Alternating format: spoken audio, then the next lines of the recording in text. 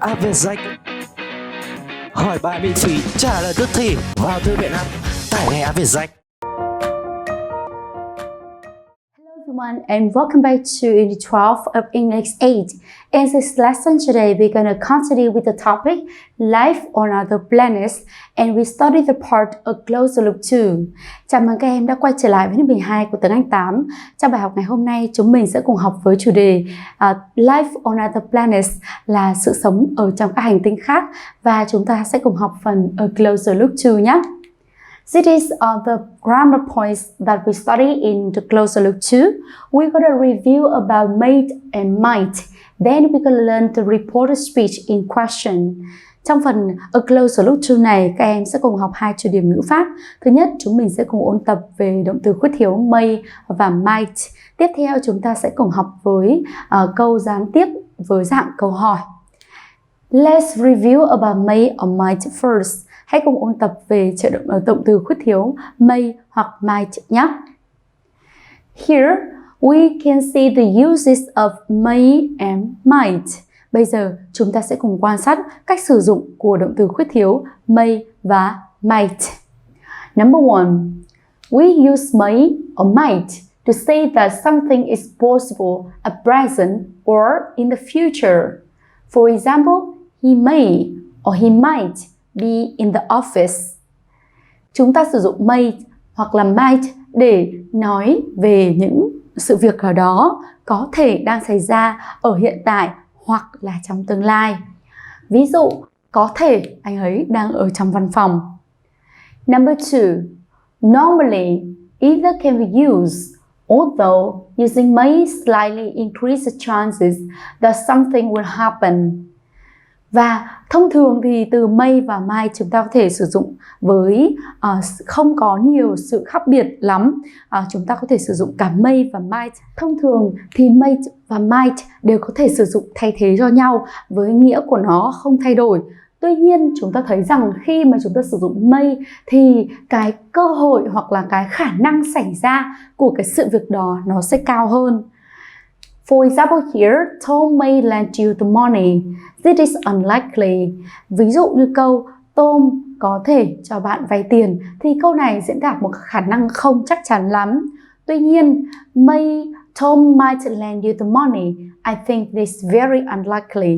Tuy nhiên khi mà chúng ta sử dụng là Tom might lend you the money thì điều đó có nghĩa là gần như cái phần trăm hoặc là cái xác suất mà bạn Tom sẽ cho bạn vay tiền là gần như không có, rất ít có thể xảy ra. Vậy chúng ta thấy là may và might đều có thể là tương đương đúng không ạ? Đều là dự đoán có thể. Tuy nhiên may thì cái khả năng chúng ta dự đoán sẽ là xảy ra cao hơn so với might nhé. Number three, may is sometimes used in formal English, meaning to be allowed. Might is not used in this case. Và chúng ta lưu ý rằng đối với từ may thì đôi khi chúng ta sẽ sử dụng trong ngôn từ tiếng Anh lịch sự, trong cái giao tiếp lịch sự của chúng ta để có thể thể hiện cái sự xin phép chẳng hạn. Tuy nhiên từ might thì sẽ không được sử dụng trong những trường hợp mà ngôn từ lịch sự như vậy. Ví dụ này, lecturers may use projector if they wish. Những cái giảng viên có thể sử dụng máy chiếu nếu họ muốn. Thì trong trường hợp này chúng ta đang sử dụng ngôn ngữ lịch sự để miêu tả hoạt động của những người giảng viên và chúng ta sẽ không sử dụng might trong những trường hợp như thế này. Now, let's practice. You're gonna fill in the blanks with may or might. Bây giờ chúng ta sẽ cùng hoàn thành câu với từ may hoặc might nhé. Trước khi hoàn thành câu với các từ may hoặc might, các em hãy cùng đọc câu với cô được không nào? Number one, you have a little difficulty driving at night. 2. I have an allergy to shrimp. I have never tried it. 3. We go to London for a holiday if we can still afford it. 4. The examiner says we leave when we will finish. Number 5. I don't know, but I go to the lecture about UFOs. 6. Students only borrow 4 books at a time. 7. There be life on other planets. And 8. Students over 15 bring a phone to school. Now, you can take a look at the sentences again and decide if you choose may or might to fill in the blanks here. Remember, sometimes we can use either may or might. Bây giờ các em hãy đọc lại các câu để hoàn thành câu với may hoặc might nhé. Lưu ý, một số câu thì chúng ta có thể sử dụng cả may hoặc là might, và may thì cái phần trăm hoặc là cái khả năng xảy ra của sự việc đó là cao hơn so với might. Đặc biệt là trong một số câu với những cái ngôn từ formal mang tính lịch thiệp thì chúng ta sẽ sử dụng may. Now, after you finish, you can check the answer with me. Sau khi các em hoàn thành rồi, hãy cùng kiểm tra đáp án với cô nhé. Number 1. You may or you might have little difficulty driving at night. Câu này thì chúng ta chỉ dự đoán những cái vấn đề có thể xảy ra thôi, đúng không nào? Vậy chúng ta sử dụng cả may và might đều được. Bạn có thể sẽ gặp một chút khó khăn trong việc lái xe vào buổi tối. Number 2. I may or I might have an allergy to shrimp. I haven't never tried it. Tôi có thể sẽ bị dị ứng với tôm. Tôi chưa bao giờ thử món tôm cả. Number 3. We go to London for a holiday if we can still afford it. Chúng tôi đến London một kỳ nghỉ nếu chúng tôi vẫn có thể chi trả cho kỳ nghỉ đó. So we use may or might the same. Vậy là câu 3 thì chúng ta vẫn có thể sử dụng cả may và might nhé. Number 4. The examiner says we may leave when we finish. Ở đây thì chúng ta thấy rằng là đây là thể hiện một cái sự xin phép, một cái sự cho phép. Vì vậy chúng ta là sử dụng ngôn từ lịch thiệp và chúng ta sử dụng may. Giám khảo nói rằng chúng tôi có thể rời đi khi chúng tôi đã hoàn thành công việc. Trong câu số 4 này thì các em sẽ không sử dụng might nhé. Number 5. I don't know, but I may or I might go to the lecture about UFOs. Tớ không biết nữa, nhưng có lẽ là tớ có thể sẽ đến với buổi giảng bài về những vật thể bay không xác định. Number 6. Students may only borrow 4 books at a time. Ở câu 6 này cũng là một cái ngôn từ mà chúng ta sẽ sử dụng để thể hiện sự cho phép. Vì vậy chúng ta sử dụng may. Học sinh có thể chỉ mượn 4 quyển cùng một thời điểm thôi. Number 7. There may or might be life on other planets. Có lẽ là sẽ có những cái sự sống trên các hành tinh khác. Number 8. Student over 15 may bring a phone to school. Ở đây chúng ta lại thấy thể hiện một cái sự cho phép, đúng không ạ? Một cái quy định học sinh trên 15 tuổi có thể mang điện thoại tới trường. Và câu này thì chúng ta chỉ sử dụng may thôi nhé. And that is the way we fill the blanks with may or might. Now, we're going to learn about the new grammar, that is the reported speech in question. Bây giờ chúng ta đã hoàn thành việc ôn tập về may và might. Chúng ta sẽ cùng đến với phần ngữ pháp tiếp theo. Các em sẽ cùng tìm hiểu về câu gián tiếp ở dạng câu hỏi nhé. So here, we use the verb ask when reporting the question. In the reported question, we use the statement word order and the question mark is omitted. Ở đây thì chúng ta thấy là đối với dạng câu hỏi, câu gián tiếp ở dạng câu hỏi thì chúng ta sẽ sử dụng động từ ask. Và lưu ý rằng trong những câu hỏi mà được kể lại, gián tiếp lại, kể lại thì chúng ta sẽ sử dụng những cái sự sắp xếp về từ của câu và dấu câu sẽ không còn nữa, được không nào? For example here, number 1, to report a WA question, we use subject and ask somebody and the question word and clause. For example, what were you doing at the time? Ở đây khi mà chúng ta thấy với dạng câu hỏi có dạng WH, tức là bắt đầu với what, where, why, when, how, thì sẽ làm gì ạ? Đầu tiên chúng ta sẽ chuyển đổi này, chủ ngữ. Vậy chúng ta sẽ thấy rằng chủ ngữ chính là she, đúng không ạ? Động từ ask, ở đây là ask somebody, vậy chúng ta có thể thêm từ me hoặc là ẩn đi từ me cũng được. Rồi chúng ta thấy rằng là chúng ta sẽ tiếp tục đến với question word. Vậy chúng ta sẽ sử dụng question word xuống đây. Và clause làm vế câu thì với you nó được thành I. I thì sẽ đi với was doing. Hoặc có những bạn sẽ lựa chọn là quá khứ tiếp diễn ở đây chuyển thành quá khứ hoàn thành, đúng không ạ? Và chúng ta sẽ có đáp án như sau. She asked me what I was doing, or she asked me what I had been doing at the time. Và chúng ta vừa mới phân tích cách chuyển đổi từ câu trực tiếp, câu hỏi ở dạng trực tiếp xuống dạng câu hỏi ở dạng gián tiếp rồi, đúng không ạ? Quan trọng là chúng ta nhớ phải sử dụng ask này, và đã hỏi rồi vì vậy sẽ là ask có ed quá khứ, đúng không nào?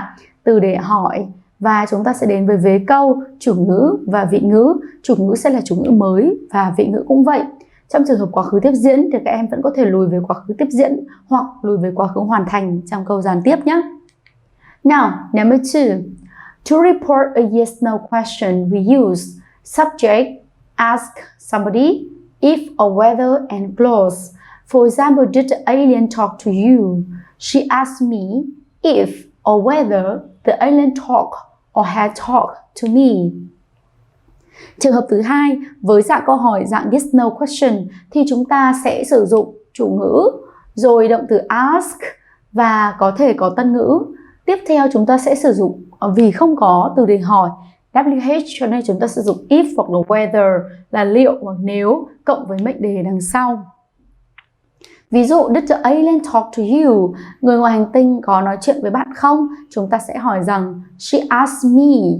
Đúng ạ, cô ấy đã hỏi tôi rằng if hoặc là whether the alien talked to me, đã nói chuyện với tôi, hoặc có những bạn sẽ chuyển đến quá khứ hoàn thành là had talked to me.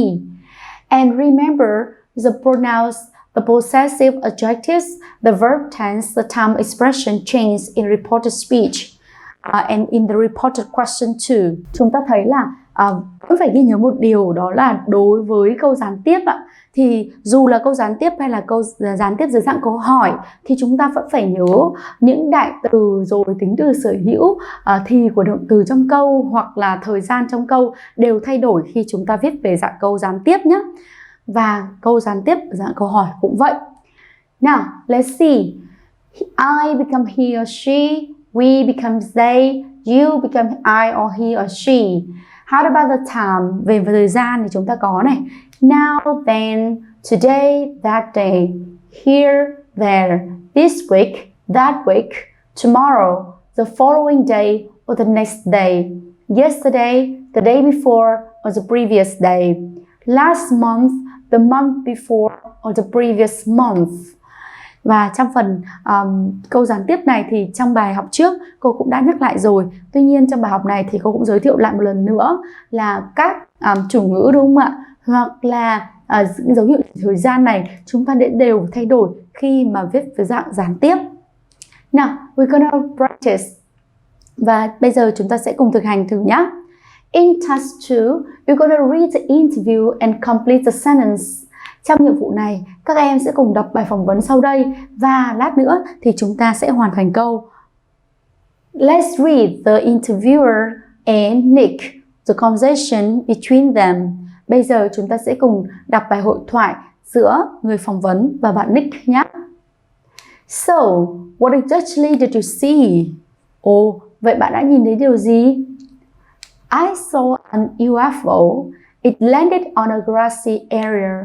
Tớ đã nhìn thấy một vật thể bay không xác định. Nó hạ cánh ở một khu vực có rất nhiều cỏ. What were you doing when you saw it? Bạn đang làm gì khi bạn thấy vật thể bay không xác định đó? I was going for a walk. Tớ đang đi bộ. What did it look like? Trông nó như thế nào? It was very big and bright and it looked like a big dish in the sky. Trông vật thể bay không xác định đó rất là lớn và sáng nữa. Nó giống như một chiếc đĩa lớn khổng lồ ở trên bầu trời vậy. And what else did you see? Và bạn còn nhìn thấy điều gì nữa? I saw aliens coming out of the UFO. Tự thấy người ngoài hành tinh bước ra khỏi vật thể bay đó. Did the aliens see you? Người ngoài hành tinh có thấy bạn không? I don't know. When I saw them, I hid behind a big tree. Tớ không biết nữa. Khi tớ gặp họ thì tớ đang trốn ở đằng sau một cái cây. So now, we just finished reading the conversation, the interview between the interviewer and Nick. Và chúng ta vừa mới hoàn thành việc đọc bài hội thoại, bài phỏng vấn giữa người phỏng vấn và bạn Nick. Bây giờ chúng ta sẽ cùng hoàn thành các câu sau nhé. Before you complete the sentences, let's read. Hãy cùng đọc các câu này thật kỹ trước khi chúng ta cân nhắc lựa chọn từ và điền hoàn thành với các câu được không nào? Number 1. The interviewer asked Nick exactly he has seen. Number 2. Nick answered that on UFO, he said it in a grassy area. Number 3. The interviewer asked Nick had been doing when he saw the UFO. Number 4. Nick said that he for a walk. 5. The interviewer also asked if the aliens him. And number 6. Nick told the interview that he behind a tree. Now, let's complete the sentences. Bây giờ, các em hãy cùng quan sát lại bài hội thoại vừa rồi, bài phỏng vấn để chúng ta có thể lựa chọn các từ và điền hoàn thành các câu từ 1 đến 6 ở đây. Các em lưu ý khi mà chúng ta viết về dạng gián tiếp, nhớ là chúng ta sẽ phải đổi như là chủ ngữ này, hoặc là chúng ta sẽ phải đổi với thì của câu, rồi các dấu hiệu chỉ thời gian nhé. Let's give it a try and then you can check the answer with me. Sau khi chúng ta đã thực hành rồi, các em hãy cùng kiểm tra đáp án với cô được không nào? Number 1. The interviewer asked Nick what exactly he has seen. Người phỏng vấn đã hỏi Nick rằng Nick đã chính xác là nhìn thấy điều gì. Number 2. Nick answered that he has seen a UFO. He said it had landed in a grassy area. Nick trả lời rằng bạn đã nhìn thấy một vật thể bay không xác định. Nó đã hạ cánh ở một khu vực có nhiều cỏ. Và đấy chúng ta thấy rằng thì quá khứ đơn trong bài hội thoại đã được chuyển thành quá khứ hoàn thành, đúng không ạ? Lùi một thì. Next, number 3. The interviewer asked what Nick had been doing when he saw the UFO. Và người phỏng vấn đã hỏi xem rằng bạn Nick đã đang làm gì vào thời điểm mà bạn ấy nhìn thấy vật thể bay đó. Number 4. Nick said that he had been going for a walk. Và quá khứ tiếp diễn trong bài hội thoại đã được chuyển đến quá khứ hoàn thành ở đây ạ. Nick nói rằng là bạn ấy đang đi bộ ở thời điểm đó. Number 5. Viewer also asked if the alien had seen him. Và người phỏng vấn cũng đã hỏi rằng liệu người ngoài hành tinh đã nhìn thấy bạn Nick không? Và quá khứ đã được chuyển thành quá khứ hoàn thành ở đây ạ. Number 6. Nick told the interview that he had hidden behind a tree. Và Nick đã nói rằng bạn đã trốn ở đằng sau một cái cây. And that is the way we finish the sentences. So number 1, what? Number 2, had seen and had landed. Number 3, watch. Number 4, had been going. Number 5, had seen. And number 6, had hidden. Vậy là chúng ta thấy rằng là khi mà chúng ta miêu tả một sự việc xảy ra trong quá khứ thì chúng ta dùng quá khứ đơn, nhưng khi chúng ta gián tiếp kể lại những hành động mà đã xảy ra trong quá khứ đơn thì chúng ta lại phải chuyển về quá khứ hoàn thành hoặc là quá khứ hoàn thành tiếp diễn ở đây, đúng không nào? And now we're gonna move to next task. In this task, you're gonna circle the words. Bây giờ hãy đến với nhiệm vụ tiếp theo. Các em sẽ khoanh tròn vào sự lựa chọn đúng của mình nhé. 1. The reporting verb in the reported question is ask, say, or tell, or answers. Các động từ để tường thuật lại trong câu hỏi gián tiếp này, chúng ta sẽ sử dụng động từ nào đây? Ask, hay là say, hay là tell, hay là answer. Chúng ta sẽ chọn một thôi nhé. Number 2, we use if or that when we report yes or no question. Và khi mà chúng ta viết câu hỏi với dạng yes và no question về câu gián tiếp thì chúng ta sẽ sử dụng từ if hay là từ that. Number 3, in reported question, the subject comes before or after the verbs. Trong câu hỏi gián tiếp thì chủ ngữ sẽ đứng trước hay sau động từ đây. Number 4, the tenses are the same or different in the direct and reported speech. Thì của các câu giống nhau hay là khác nhau trong những câu trực tiếp và câu gián tiếp kể lại. Now, let's think about this question from 1 to 4 and circle the answers. Bây giờ các em hãy cùng đọc lại câu từ 1 đến 4 và khoanh tròn vào đáp án đúng nhé. After that, you can check the answer with me. Sau đây các em hãy cùng kiểm tra đáp án với cô nào. Number 1, the reporting verbs in the reported question is ask. Và câu số 1, động từ mà chúng ta sẽ sử dụng khi mà gián tiếp tường thuật lại một câu hỏi, đó chính là ask. Number 2, we use if when we report yes or no question. Và khi mà gián tiếp kể lại những câu hỏi dạng yes no question, chúng ta sẽ dùng từ if là liệu hoặc là nếu. Number 3, in report a question, the subject comes before the verbs. Và trong câu hỏi gián tiếp này thì chủ ngữ sẽ đứng đằng trước động từ.